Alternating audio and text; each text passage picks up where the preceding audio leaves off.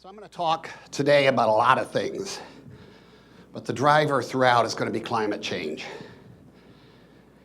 And the reason why that is that it's altering the resource distribution around the planet, and it is driving most of the security issues that we're concerned with now.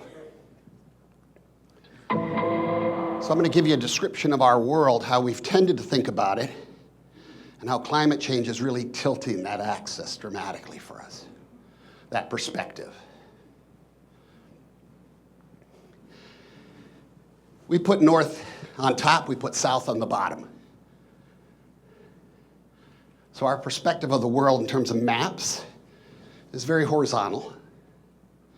During the transatlantic era, we were very much focused on that part of the world and the integration that occurred there, the basis for the global economy that emerged in the 1980s and 90s.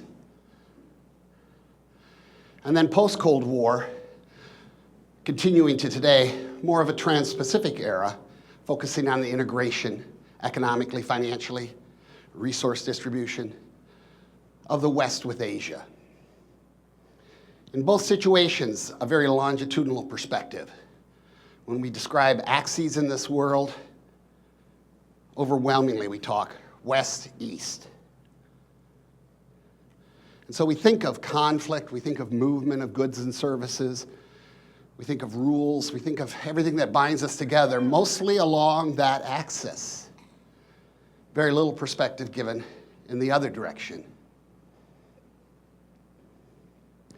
That's going to change dramatically over our lifetimes, changing now dramatically. Fabulous book on the subject, not an easy read, but really worth it. Guns, Germs, and Steel by Jared Diamond. He started with the question, why did the Eurasian powers conquer the rest? Why did they advance faster?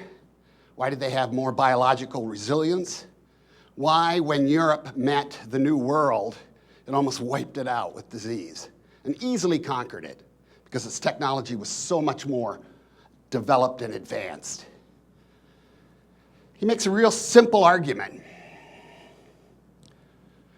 When you have an environmental sameness running all the way from Spain to Kamchatka, it's not just biology that flows across that rapidly. A disease starts on one side, spreads through to the other. People develop immunity over time because anything that works in that band, that longitudinal band, works all the way across. And that's true in terms of agriculture, in terms of technologies, but especially in terms of biology. They grow strong, they grow fast, they grow resilient, and that allows for specialization over time.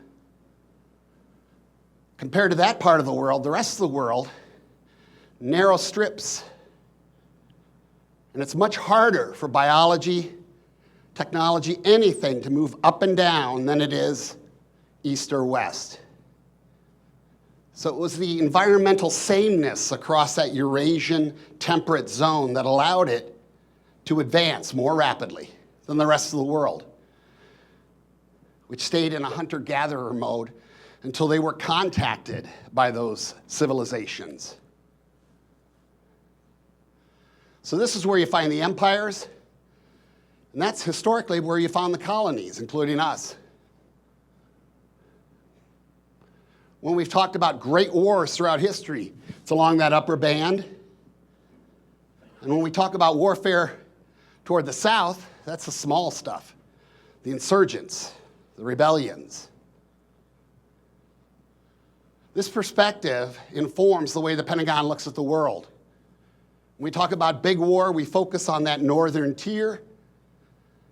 And those are our blue forces. Big platforms, lots of technology. Navy and Air Force. That's what we like to plan for, even though we spend most of our time doing the small war stuff to the south. And that's much more green perspective within the US military branches. Those are the jobs the Army, Special Forces, and the Marines get stuck doing. So this is a very strong perspective across humanity, across the world I live in, with the Pentagon, national security.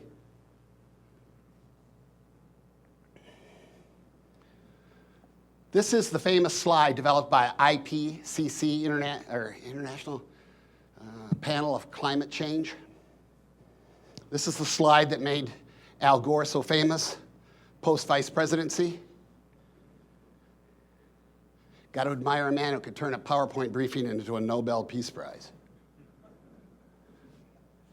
I admire him immensely. This is the famous hockey stick slide. Northern Hemisphere, average temperature, over time. Historically, we were in a slight cooling period for as long as we can remember, back to the year 1000. And then, booyah, everything tilted upward in the second half of the 20th century. A lot of people dispute this. I'm not sure exactly why, because the science is pretty indisputable. But I want to show you that this is not just a temperature thing. This is everything having to do with globalization. America created a system of knitting states together over time.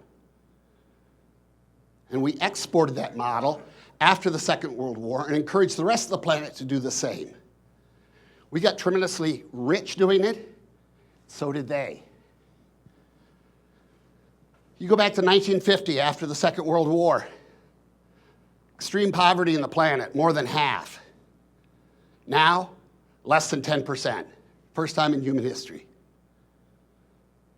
Middle class back in 1950, a fraction, less than a quarter. Now, for the first time in human history, a majority global middle class. Virtually all the problems we face are about making that middle class happy. Because this global middle class is like a middle class anywhere in the world. They want unlimited electricity, unlimited mobility, unlimited bandwidth, unlimited education, unlimited health care. They want it all.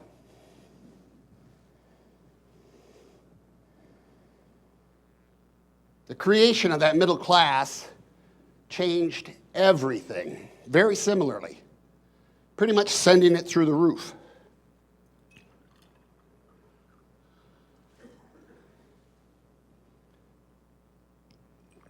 So pretty much no matter what resource or velocity or transactional situation you want to look at, the numbers all go through the roof pretty quickly after the end of the Second World War. So it's not just temperature, it's everything exhibiting that hockey stick. This is the period where the US ran the system. By all measure, it's the best period in human history in terms of overall system-level peace, decline of violence, decline of people dying from catastrophes, the extension of life, expectancy, the reduction of global poverty, the creation of global wealth. The United States is the best thing that ever happened to the planet. Our problem now is that we've created a lot of competitors. We actually succeeded in what we wanted to do. And that scares us. But we got to admit what we've done to the planet, because the feedback loop now is so profound, there's really no questioning it. We're the only country in the world that has a sizable climate change denial segment of our population. Nobody else in the world has one. So when you look at all the different periods of history, what scientists are gravitating toward now is a definition of the Anthropocene era.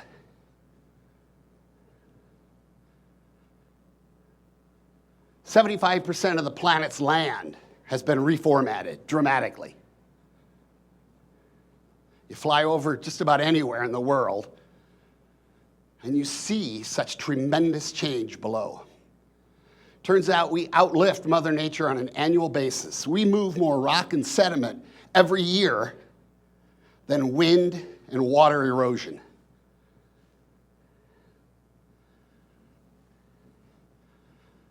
So no matter where you go, you could see evidence of how much we've altered the surface. We know how much we've altered the atmosphere. And we're beginning to understand how much we've altered the oceans. Those are the three things that determine climate. Sun really hasn't changed. So it's understanding we live in the human epoch where we are the biggest force for change on the planet. That change, that feedback loop, is coming back at us so rapidly now. It's dominating more and more aspects of political, social, economic life. This is the biggest resource transfer in human history. For quite some time now, species of all sorts have been moving toward the poles, including fish. They leave the middle, they head toward the poles because the poles are cooler. We've also seen a migration, very clear, upward in elevation. So the plants, the species, they don't care whether scientists are trusted or not. They're simply responding to stimuli. So no big surprise, humans are doing this too. This is also occurring in terms of clouds. Clouds are vacating the middle of the earth, becoming more prominent north and south. They're stacking higher, more volatile weather. As a child, I think I saw 10 rainbows in Wisconsin over like 15 years. Moved back after 30 years, saw 10 rainbows last summer. Went through a hurricane-level rainfall. Weather I associate with Maui, not Madison, Wisconsin. And of course, more poignantly, we get infectious diseases moving from the middle of the planet north and south. So less of this thinking about how the flu goes around the world and more thinking about how things like Zika move up and down through mosquitoes. These are huge changes. And that horizontal, east-west, longitudinal perspective over the course of my children's lifetime and over the course of the rest of mine, it's being twisted, whether we like it or not, into a north-south perspective. We are concerned, almost obsessed with the movement of people north-south. Increasingly, the movement of disease. Increasingly, the movement of resources. So that latitudinal perspective is what I'm going to highlight throughout this survey of the world. And when I think of the world now, I draw it in terms of three vertical slices. The West, as in the Western Hemisphere, the East, and the center. The West has an established hegemon. We're pretty pissed at the world on all sorts of levels. We want to renegotiate everything we spent the last 5, 6 decades asking others to adopt, which is why we're getting a lot of pushback right now. They'll tell us, you came to us with this rule set, begged us to take it on, we did, it's gone well, now you want to renegotiate, make it all more advantageous to you because you don't like cheap labor. Of course, nobody liked American cheap labor across the 19th century either. On the East, we got a hegemon now being established, but that's largely a settled thing over there. The weird part of this to me is that the center is the part that's so discombobulated. And if I was going to cite a part of the world there that I think is actually most stable, that I got the most optimism on, it would actually be sub-Saharan Africa, which is kind of weird. Why? Huge explosion in middle-class disposable income. That's where Walmart is buying chains right now. So let's look at the West first. Going to give you a perspective on energy. America has always been its #1 source for energy. Number 2 source, north and south, Canada, Mexico, oil and gas. Number 3 source, Latin America. Venezuela talks a lot, but sends its energy to us for all sorts of reasons. Brazil comes online over the next 10 to 15 years. 4th biggest source, Nigeria and Western Africa. So far, what's missing in this picture?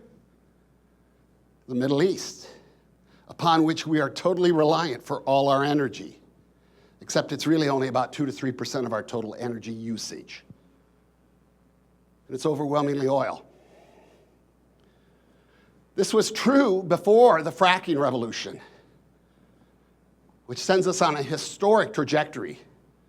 Just 15 years ago, we were importing almost 2/3 of our oil. We're going to be a net exporter of crude in about 10 years. We are now a net exporter of refined fuels for the first time in several decades. So when we look at the world and the evolution of the fuel mix, no question, you go back, everybody was using coal. You get to the Second World War there, and America switches over to oil.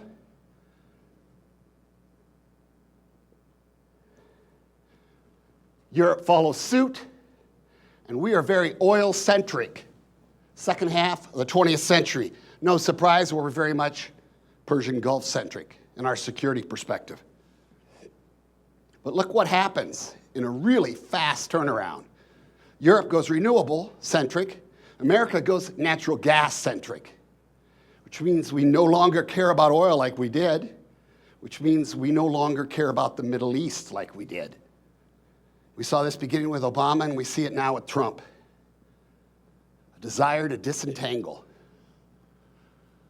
We are the only region in the world that is going from a net importer to a net exporter status. That creates tremendous strategic flexibility for us. Where does all the energy go now? It goes to China.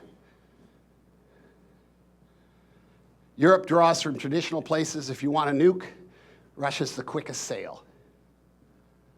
Asia is now the center of the world on global demand for energy, which gives it tremendous power. We have a tendency to think that supply defines power in globalization. It does not. Demand defines power. Because demand makes everything change so it can be serviced. 2 biggest consumers just so happen, fortuitously, to have the biggest shale gas reserves. China's geology is harder than ours, but you see a pattern. 6 of the top 7 located along the Pacific Rim. It's a huge change in terms of energy. Oil's dominance goes away, coal's goes away, gas becomes the new center. And that allows a more latitudinal perspective of the United States.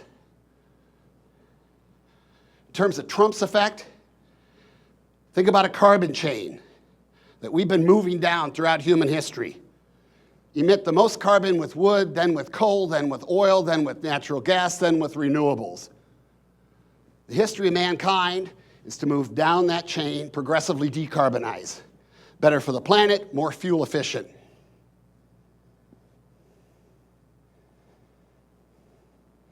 That's the way the world's going. That's the way China's going.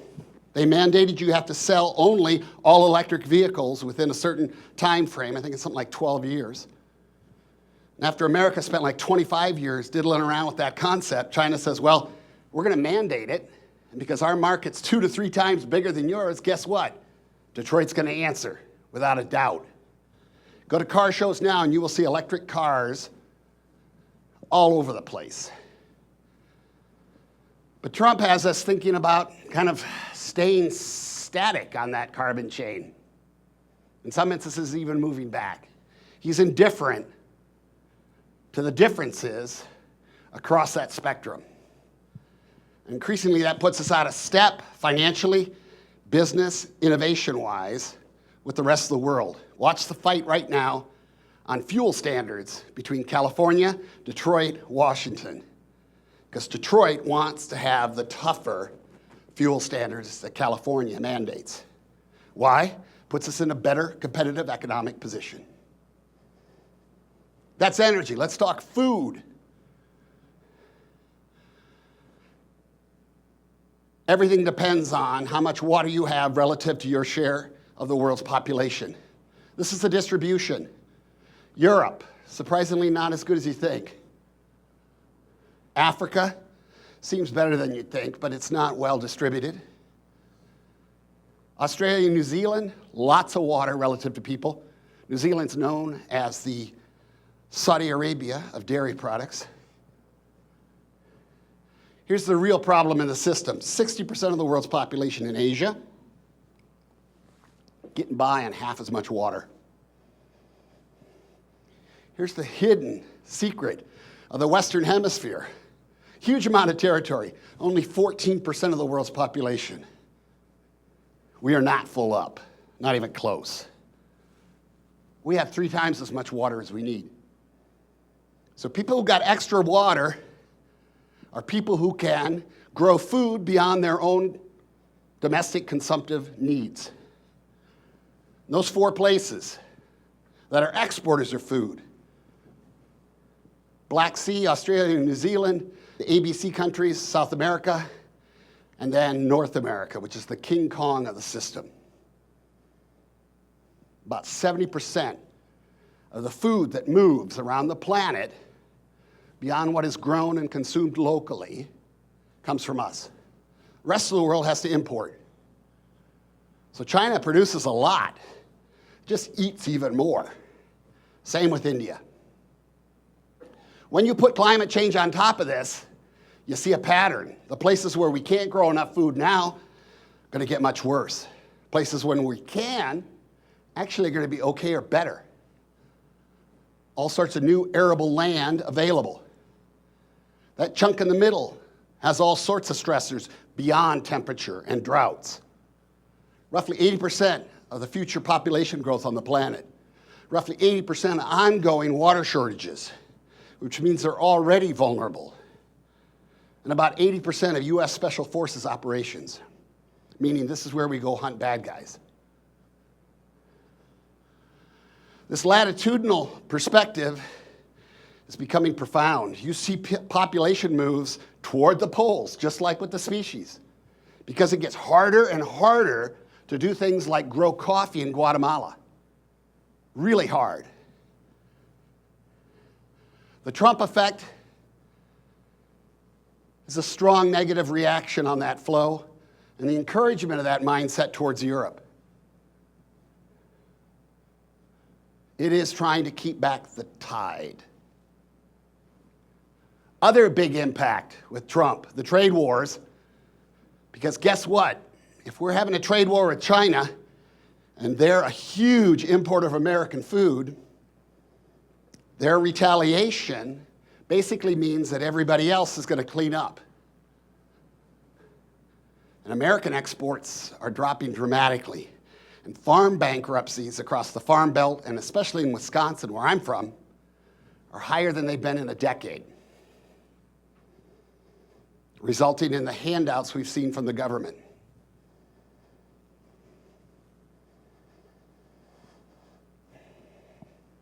Third aspect for the West is understanding that climate change actually benefits the North. One of the great ironies of history. The North basically polluted the planet in extremis, made it very difficult for the middle of the world to live there. And then when that middle of the world wants to come live where it's nice, we tell them no. No. We created the damage. You got to live with it. So that population surge from Latin America is not going away. It's only going to get stronger as it gets harder and harder to do agriculture there. Drugs are a sideshow. Gangs are a sideshow to that. They're just symptoms of the larger problem. There are good reasons to come north. This is where we grow wheat now in America. This is where we grow it mid-century. If you got money for land in Canada, now's the time to buy. Most interesting organization in the world, created because of climate change. The Arctic Council. These are the countries with seats at the table.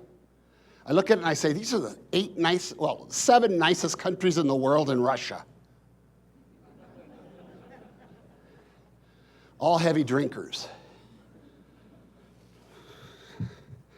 I blacked out twice in my life, and both times Russians were involved.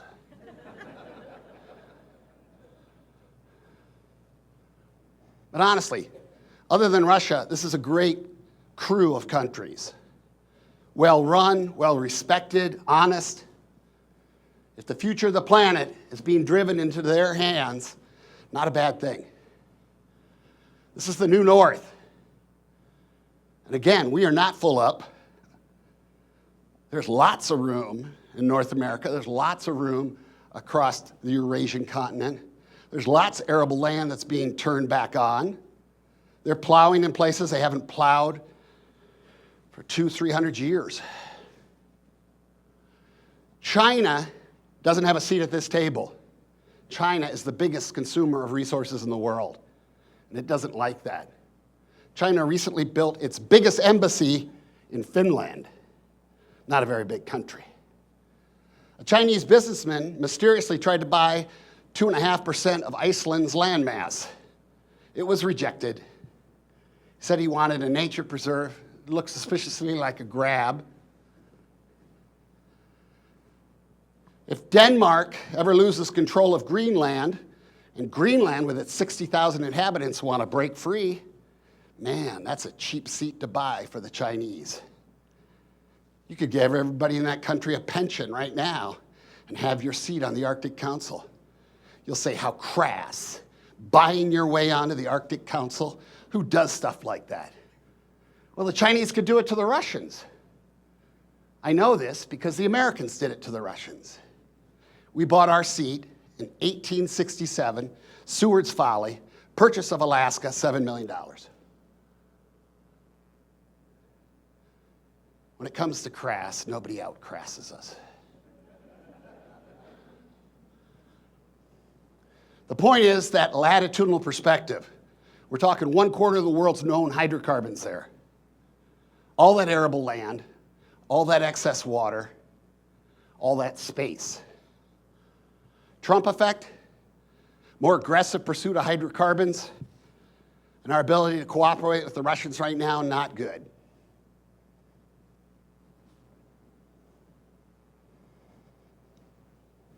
Fourth point I'll make about the West. Another advantage of ours that we don't appreciate is our ability to stay young as a society. Countries in the world representing regions, mean age, half the population above it, other half below it. South Africa represents sub-Saharan Africa. Average age is 18 years old. Country is 18 years old. That region is 18 years old. Half the population below 18, half above. That is a very young society. Saudi Arabia, Middle East, 22 years old. People just getting out of college that age. Expectations skyrocketing. There's your Arab Spring. India, South Asia, about 24 years old. Brazil, South America, 28 years old. United States and China, roughly the same age, 37. Then we get to the oldsters. Russia's pushing 40. Europe, just over 40. Japan is 44. That is one hell of a spread. 44 versus 18. I remember 18. I remember 44. If I was a country, very different behavior. So the old and the young. And I'll make this point. If America doesn't sign that Immigration Act in 1965, then right now we'd be older than Russia, roughly the same age as Europe. It's because we stopped the quota system and let in people, unchecked immigration, which led to us staying young. If we have that kind of immigration in the future, this is what happens by mid-century. We hardly age at all and become part of the young crowd. That is a huge advantage.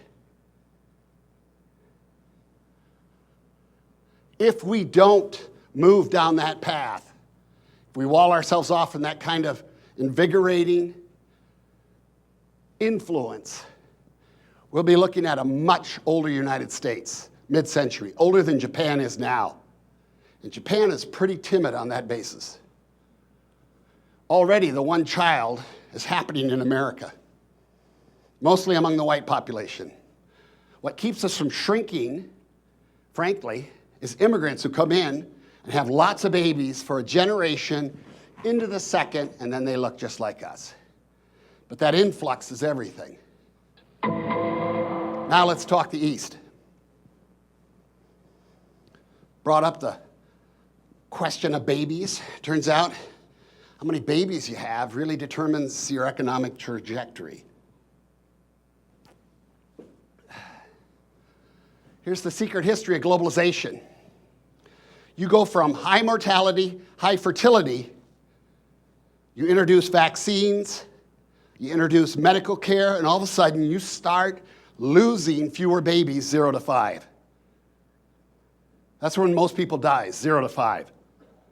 So you have 10 kids because you want to have 5 when you're done. Once you figure out you don't need to have so many kids, you stop having kids. But it takes some time. And in that time, you create a bulge right here, sort of a pig that moves through the python of your age structure. When it first appears, it's fabulous. It's a baby boom. Then they turn into teenagers and young adults, and you're like, oh my God, it's a youth bulge. Unlimited crime. A few years later, you say, oh my God, we got lots of labor relative to dependence. We're in a golden age. So it goes quickly from good, and then bad again. Here's South Korea, 1950. That is very stable. Lots of kids coming in. Very few old people. Then look at that bulge, that pig in the python. Moves its way up, and you have few dependents, north and south, lots of workers, and booyah, you're an economic miracle. Until you age out, and then you're Japan mid-century, which is absolutely unnatural.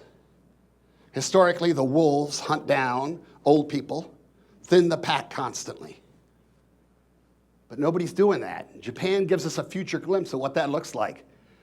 And we're not quite sure, because nobody's ever done it before. But we're all heading in that direction, unless we think differently. America in the 1950s and 60s, the golden age. Why was it a golden age? The rest of the world decimated its youth. World War II decimated its manufacturing. So we were half the world's GDP. We had a baby boom right there because we were very careful with our young men. We got it in our heads that we were the greatest economic miracle that ever happened, and we keep going back for that mystique, that nostalgia. But it wasn't going to last for us any more than it lasted for anybody else. Japan's baby boom post-war came along, and then the Japanese were the smartest economic players in the world. They were going to run the planet till they got old. Then China came along with a huge demographic dividend, 400 million people. And they were the most amazing economic system in the world until it bottomed out. Now they start adding more old people. It shifts to ASEAN right now, about 500 million. Then it shifts over here to just over 500 million people in India. And then it shifts mid-century to the Middle East and North Africa. That's where the center of global manufacturing is going. Nothing's going to stop it. Nothing. Everybody's happy to be cheap labor when it's their time in the barrel. We loved it across the 19th century. Treating our workers like crap and working them to death, making lots of money, stealing everybody's technology like crazy. And then we got rich, and then we got really concerned with intellectual property and labor rights. We can't understand this kind of behavior. Cheaters. We ran this show in terms of foreign direct investment. Problem now is the savers in the system last 25 years have been East Asia. They run it. So we're no longer in charge. They're taking more and more a latitudinal perspective. Frankly, we should too. Best thing for a country is to integrate with neighboring, younger, faster growing economies. We have a boatload to the south. Instead, we choose to send them guns, import drugs, blame them for our problems, tell them we don't want them.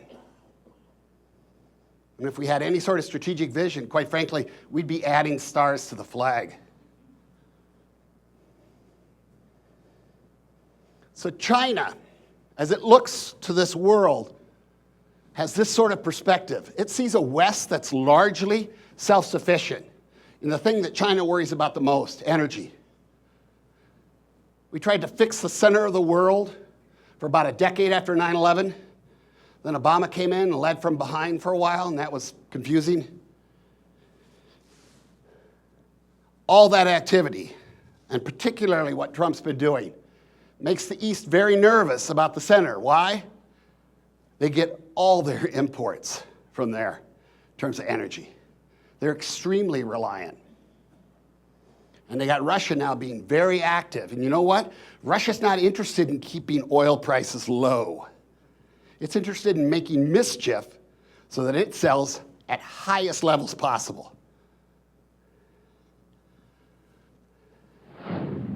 So let's look at what China sees as its major goals going forward. Right now, we're watching it establish a Monroe Doctrine-like control over the maritime zone. We find it very scary because our rule is we can put a carrier right off your coast with enough firepower to blow your entire country to kingdom come. And if you do anything that impedes our ability to do that, we find it highly provocative. What's going on? They do that because historically they've been conquered from the sea. We're watching them chase a demographic dividend to the west. People think of it first in terms of access to resources, the One Belt, One Road, gigantic infrastructure program. And it is about resources first, but then it's about the demographic dividend, all that cheap labor, because that's where manufacturing's going. As China moves up the chain, it has to invest there. And then that's where the middle class disposable income is going to skyrocket in coming years, and China wants access to that. Third thing China's going to do is eventually subsume Russia.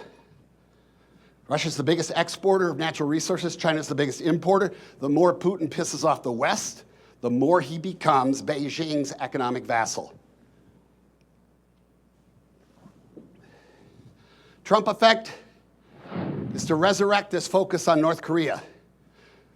For about the last 25 years, North Korea, nobody was paying any attention to it. So every once in a while, they'd fire off something and go, "Look at me.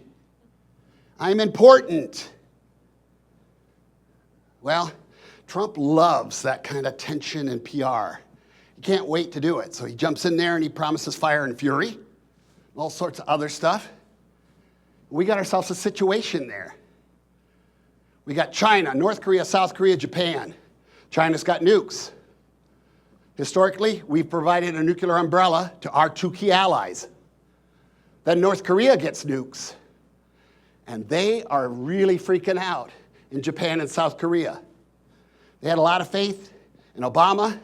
When Trump came along, they got really nervous. Then we've seen these summits that haven't done anything but kind of credentialize Kim Jong-un. And we're witnessing this very personalized sort of foreign policy. Only I can do this. My relationship with this guy is going to determine this security outcome. And I will tell you, in the national security community, we hate that stuff. Because people's personalities and their desires change in a heartbeat. And we've seen it with Trump. I'm going to make North Korea great again. I'm going to blow the whole place up. Now we're doing the same thing with Iran. Going to blow y'all up. We're going to be best friends in the future. Blow y'all up. Maybe best friends. We'll see. We'll see. We'll see. We're looking at the degradation of the U.S. nuclear umbrella. And the strong possibility, cited by Henry Kissinger himself, that these two countries are going to reach for the bomb in the next 10 to 15 years. Either of them could do it with their own technology, probably less than a year. That creates a rerun of what we did with the Russians in Europe, Cold War. Mutual assured destruction, that is a learning curve, a scary learning curve. We had Berlin crises, we had the Cuban Missile Crisis, and then we backed off. These other countries may not feel the same requirement. And that's dangerous. Now let's talk that tumultuous center.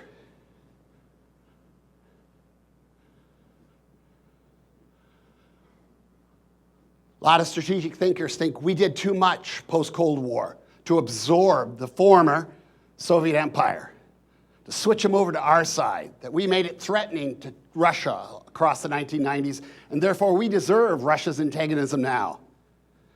I say quite honestly, screw that. If you get a chance to take the other guy's players, you take them, whenever you get that chance. Because they're more than happy to come to our side. That's the Warsaw Pact there in yellow and red. And then the heartbeat, we got big chunks of it. But it left three zones that Russia's really obsessed with. There's the Ukraine, where it worries about NATO and Europe, United States. There's this Trans-Caucasus, where they worry about radical Islam, making a beachhead and coming into Russia. And then there's Central Asia, where they worry about rising Chinese influence. What Russia's done the last 10, 15 years is what Russia's done throughout its history. They get nervous about things on their frontier, they go and they take hostages. So they went into Georgia in 2008, found two pockets of predominantly Russian populations, took them hostage. Now Georgia's not going to join NATO. Now Georgia doesn't even consider joining the EU because it knows Russia can just grab more if it wants. And that's what they did with the Ukraine in 2014. The Russians came in, grabbed the Crimea, grabbed the Eastern Industrial Zone. These are the Russian-centric portions. When Moldova broke away at the end of the Cold War, they grabbed a little enclave there called the Transnistria. Before Putin is done, he will grab the entire coastline. He just wants it without sanctions on the oligarchs.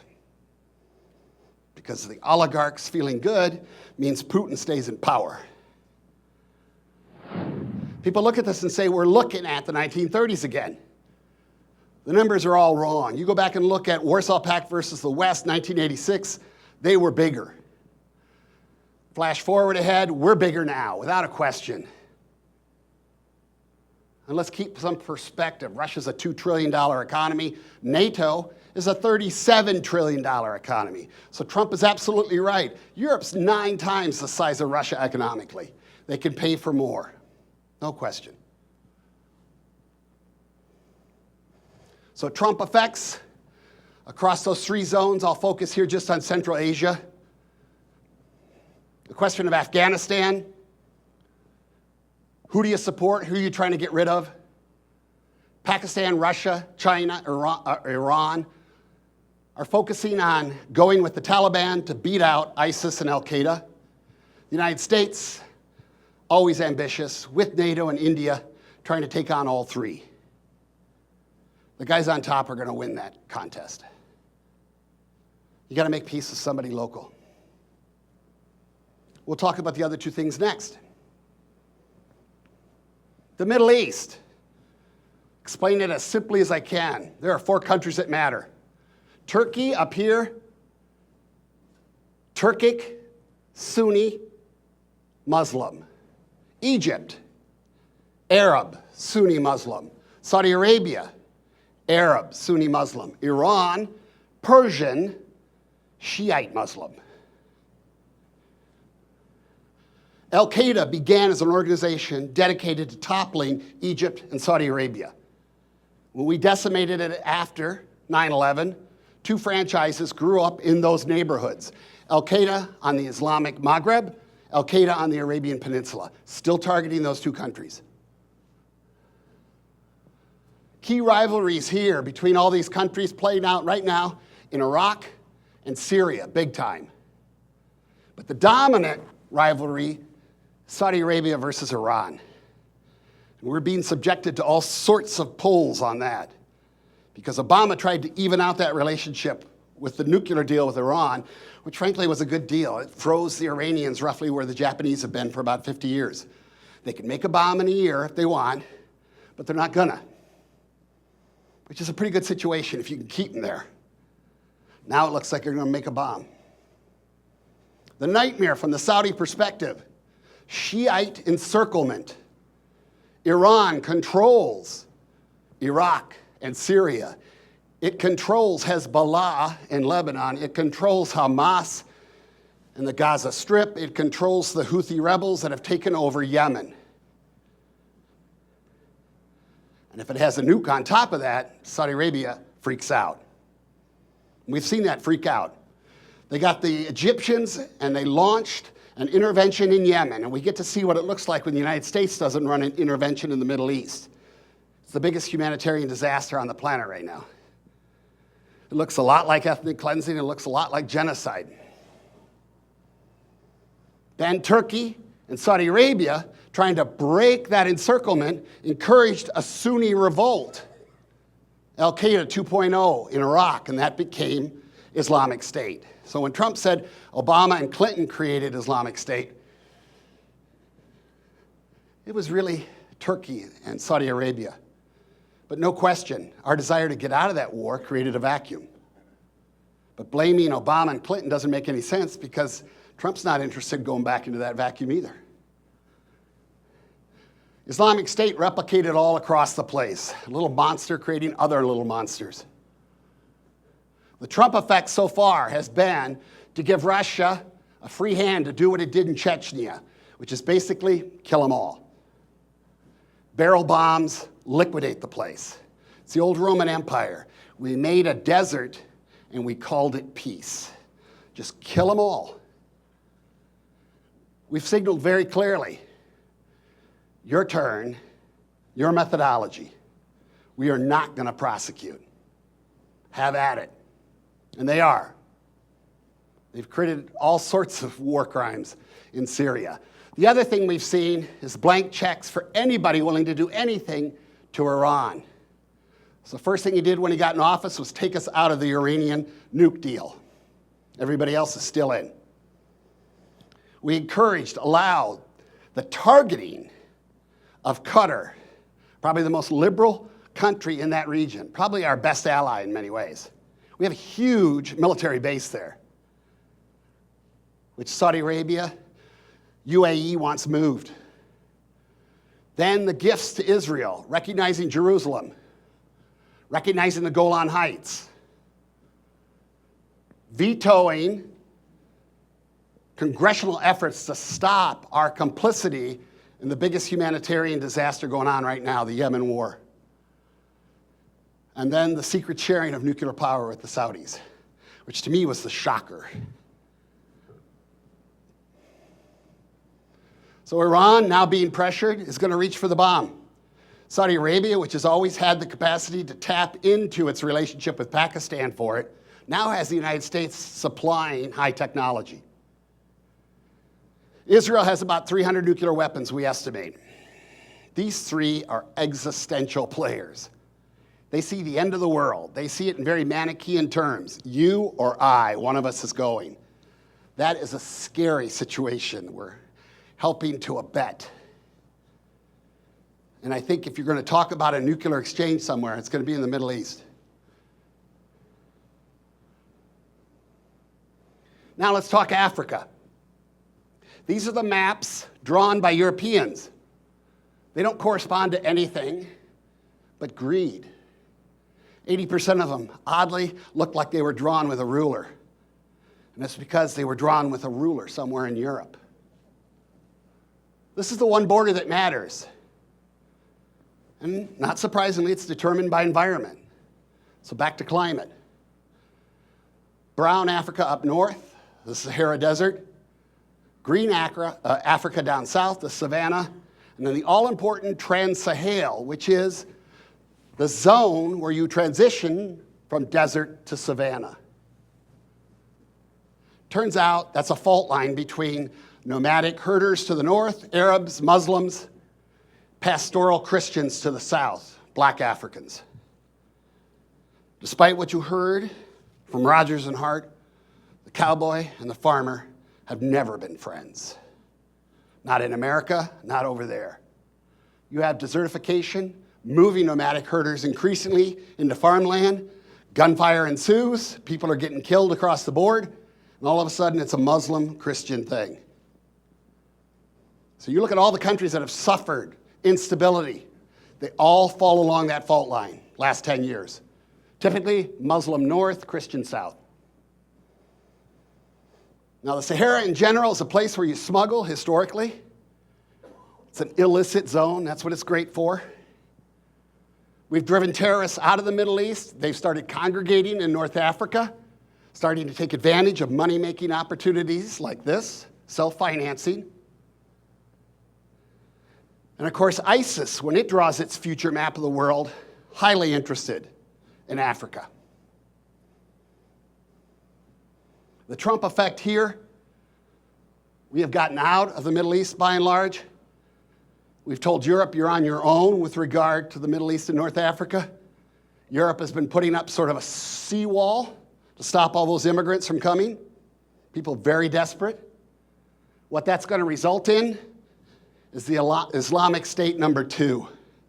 It's going to happen across that ungoverned zone where there's very little government, radicalized populations to begin with. They mostly engage in criminal activity because that's all the economy offers them. And you're going to see kind of an escape from New York scenario there. We're going to say, fine, do your nasty stuff here, just don't spill it out anywhere else. It won't work any more than it did in Afghanistan. We've been trying to keep a lid on this. U.S. military has been working this entire perimeter. When those 4 soft guys got killed in Niger, we were all stunned because we didn't realize Africa Command's been working this like crazy, creating all sorts of little bases around Africa, trying to keep a lid on this. But Trump's pulling them out, which is another factor that's going to lead to this Islamic State 2.0. Now let's talk Europe. The most unstable place in the world, it seems right now, is the Mediterranean basin. All sorts of stuff going on. All sorts of tensions. All sorts of scary flows. All of this corresponds to the fact that the Mediterranean basin is considered to be the most vulnerable ecosystem in the world for near-term damage from climate change. We've seen water shortages, food insecurity skyrocket. So desertification, all that stress, migrants, terrorists, it all goes in the same flow. And it's overwhelming for Europe. And they're getting scared about it. The Trump effect, simply put, it's about renationalizing your country. It's about disassembling the EU. It's about Poland for Polish, Germany for Germans, Italy for Italians, England for the English. We've seen the rise of far-right parties across Europe, each of them with somebody who identifies strongly with Trump and copies his style of leadership, which is very anti-immigrant, very much focused on creating a certain divisiveness between ethnic populations. So Europe may come apart in a big way. Would that have impact on our business with Europe? Yeah, it would be really bad, difficult. And I honestly hope that Europe goes through a hard crash out of the EU so we can all just learn from that experience, and they can be a warning sign to the rest of them about what that really entails. Last slide. Something that's happening everywhere.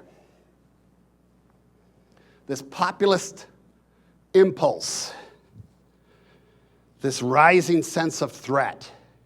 I go to conferences all the time. They talk about chaos. I spent the last 10 years working in high technology, a lot of it in supply chain management around the world. Chaos. When we move things around the world, with amazing discretion and exactitude.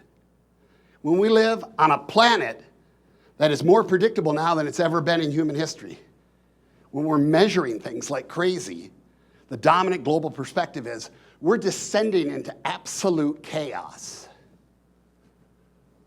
There is tremendous fear arising from the technology wave that we're staring at.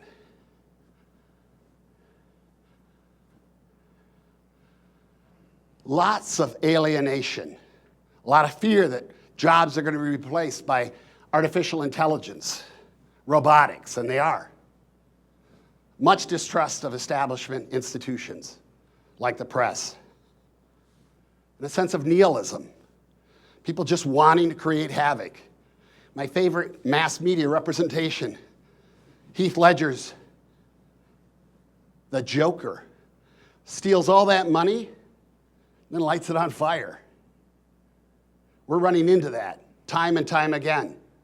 The cities in America being held hostage now through ransomware, that was spread by the shadow brokers, a group that stole it from the NSA, tried to put it up for auction, couldn't sell it, so they just gave it away.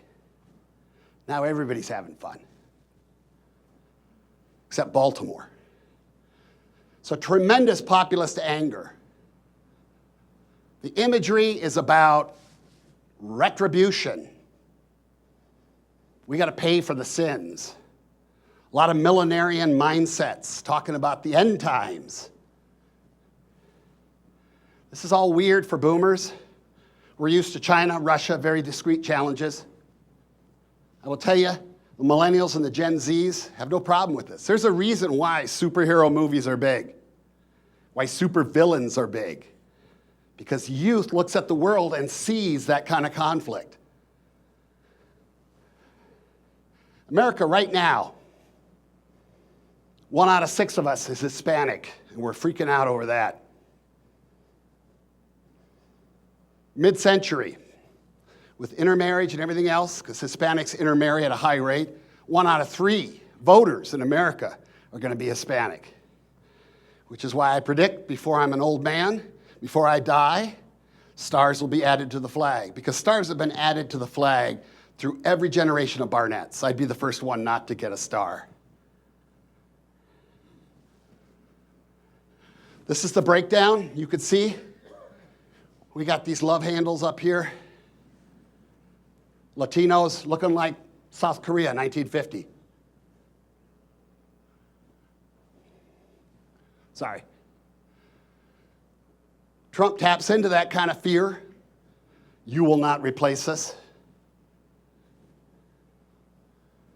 When he says things like he did when he launched his campaign in 2016, he taps into emotions that have been present in America throughout its history. Great book on the subject. If you read one book out of this brief, read this one. It's a great one for bankers. The Moral Consequences of Economic Growth. Goes through American history and he says, when the middle class is expanding and stable, America's tolerant, generous, open, wonderful. You scare the middle class, we become intolerant, racist, violent, xenophobic, unpleasant in general. And that's the stage we're in. That loss of the middle is desperate for us, very desperate.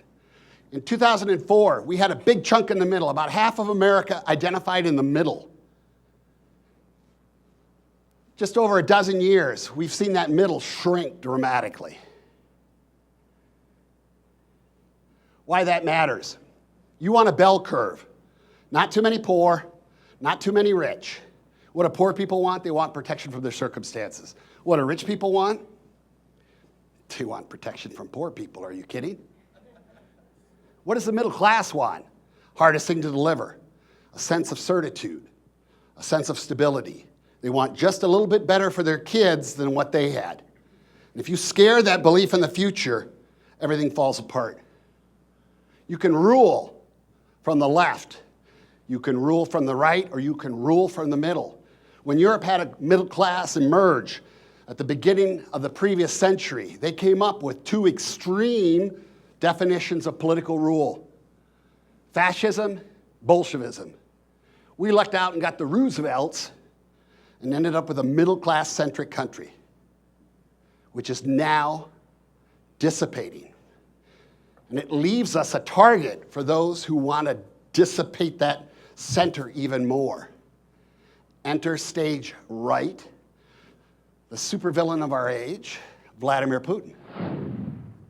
Thanks to money laundering around the world, it's believed he's the richest human on the planet, with control over $200 billion in assets, all hidden through multiple LLCs, all laundered all over the place, just like the Russian oligarchs are doing.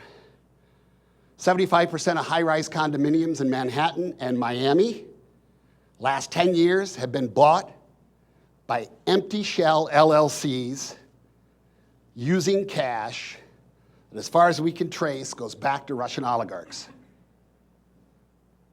So yeah, all sorts of transparencies come into real estate, which we left out of the loop when we targeted terrorist financing about a decade ago.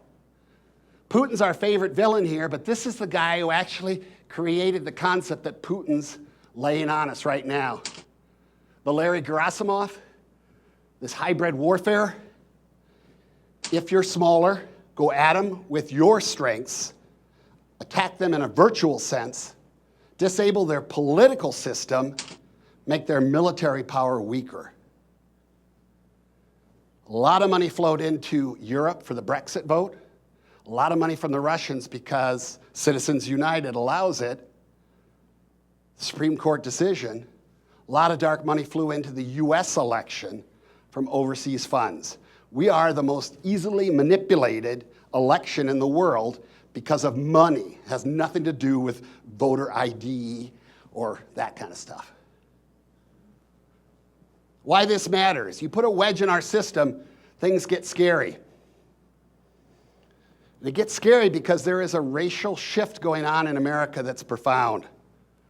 When I was born, 1962, whites were almost 90%. They had been 90% of America for about 200 years. We only had one minority, blacks. The rest were negligible. In 2010, huge change. Whites are down to 62%, non-whites up to 38%. You project to the middle of the century, non-whites, pretty strong majority.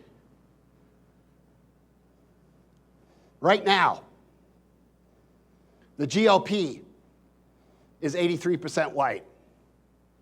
The Dems, 41% non-white, which means the Republicans are basically 1980 America, which is why the Reagan stuff still sells. He came up with Make America Great Again. The Dems are basically what we're looking at next year in terms of our racial breakdown. So we got two different parties from two different time eras with two distinctly different racial profiles, and whites bleeding out of the Dems towards the GOP. That evolution from 90% to less than 45%, that's cutting it in half. My lifetime. That's the political question of our age. How do we handle that without creating civil strife on a grand scale? If you look at far-right sites right now, they talk about civil war rather openly, noting that they got more guns because they're gun buyers. When you look at America in terms of the vote spread, you see islands of blue, vast swaths of red. But it's a very uneven system, made more uneven by the way we organized ourselves politically. Right now in the US Senate, if the 25 least populous states, those 50 senators voted for something, and they got the VP to vote on top of that, that would represent 15% of the voters in America. And they would be controlling about 85% of the voters in America, otherwise known as the 25 most populous states. The distinctions here are profound. This is majority white, largely rural. This is supermajority non-white, largely urban.